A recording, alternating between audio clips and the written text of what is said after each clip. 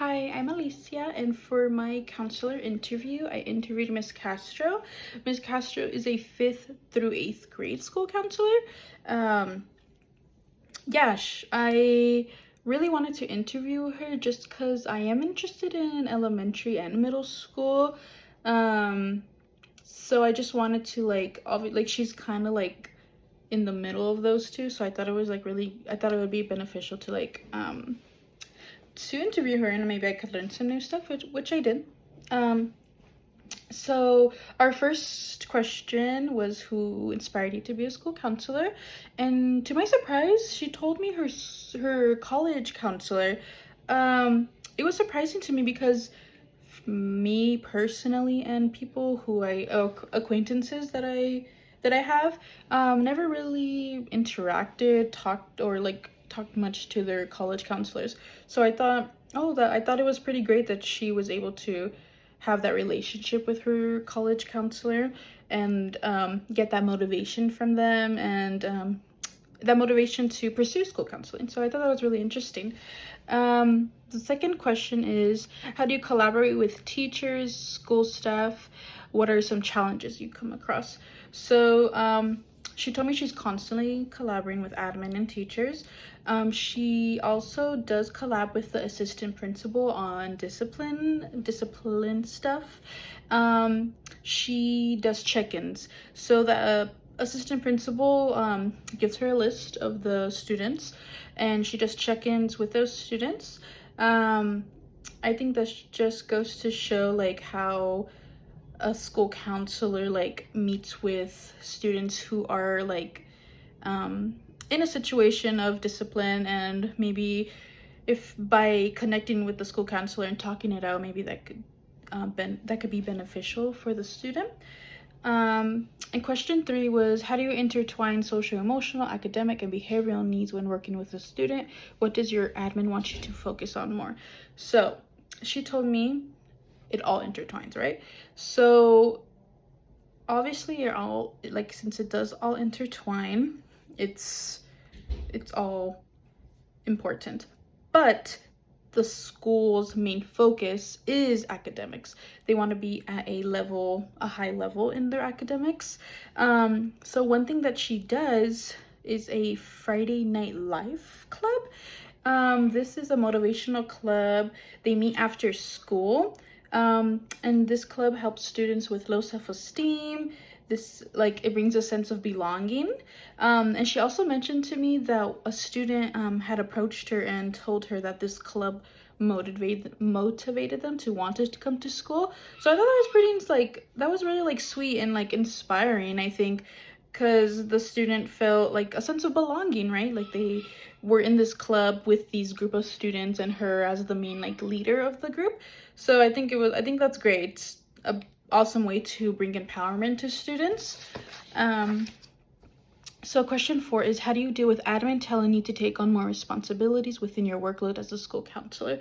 So in the beginning of her school counseling career, it was definitely a struggle, and she still feels that sense of struggle. So with that, she made a must do and a may do type list.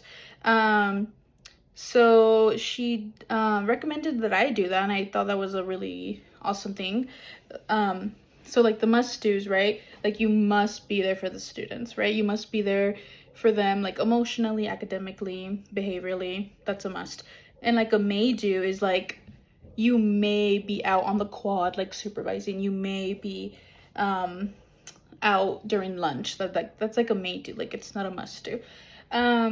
She told me to get familiar with my contract, which I've heard a lot from school counselors, to know your rights as a school counselor. She also told me to to stay in touch with your cohort, because that's an awesome way to connect with other school counselors to discuss contracts and all that type of stuff. And another thing that was really interesting to me was okay, so I wasn't really knowledgeable on how I wasn't knowledgeable that counselors had a union. Like, I did not know. I thought it was just teachers. So she told me to know my rep and to just be like familiar with the reps in my in the school counseling union. So I was like, oh, that's like something to definitely keep in mind. Question 5 is, how do you manage a large caseload? How do you support each student? So she was really like upfront about this with me. She told me that there are times that you can't. There's times that you're not gonna be able to like individually like support each student. She told me that you just have to like try your best, do what you can, be organized. And I thought something that surprised me was I didn't expect her to say sometimes like you can't. I thought like as a school counselor maybe you would want to like do like quick check-ins in the beginning of the year with like every student with like 3 to 5 minutes. So I thought, I was like, oh, that's kind of like surprising that like I'll like there are gonna be times when you can't like connect with each student. But yeah, that was something that was interesting to me. So question 6 was, tell me about your interviewing / hiring process when you were looking out for a job. So she told me that she completed her practicum hours during COVID. So it was very challenging for her. Everything was online, and I could never imagine doing all this online. So she her interview, she did mention to me that it was intimidating, but one thing that she did tell me was that she applied to 2 school districts, the Jurupa Valley and the Moreno Valley school districts, and something she subbed in the Moreno Valley school district. So during her time as a sub in the Moreno Valley district, she got familiar with like admin and principals, and she did a lot of networking. So she recommended like she like was super like network, like you must network, because in her interview for the Moreno Valley Unified School District, her interviewer was a principal that she had been familiar with. So I thought, oh, that's like a nice, like, I guess you could say advantage, right? Because obviously the principal knows you, and then it will higher your chances. Sorry. So the last question was, what do you hope to accomplish as a school counselor? And her main thing was she wants to impact and make a difference. She wants to also be someone who's like available for students and to have students know that she cares. And she hopes like her presence and her presence is like the reason why students want to come to school. Like she wants them to like they could come to school and know that if there's something wrong they could come to her. And yes, she also definitely wants to stop like any type of abuse or bullying. She shared a story with me about how a student was going through a situation, and at the end, like, everything was like better. The student was able to go where they wanted. The student was living with a parent that they did not want to live with. So then this counselor helped that student like talk to the parents. They like had a meeting, and at the end the student was able to go live with the parent that they wanted to. So like just like that little difference, although she like helped that one student, it was like a big accomplishment to her.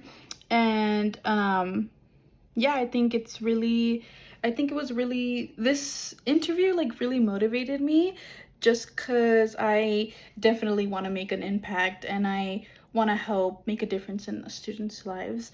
I know it's a lot of responsibility and work, but it's definitely something that could be done. I also learned that she mentioned that that she does not get paid as a middle school counselor. And I don't know if this sounds dumb, but I wasn't aware like there was like a different rate for like elementary, middle, and high. Like obviously now thinking about it, like obviously there is. But I thought like, wow, like she doesn't get paid as a middle school counselor, even though like her caseload is 5th through 8th grade.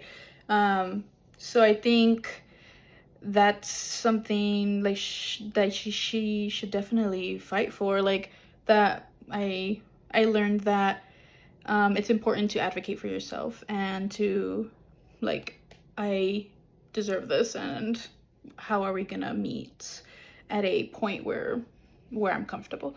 But yes, overall this interview was great, and I'm super excited for this journey.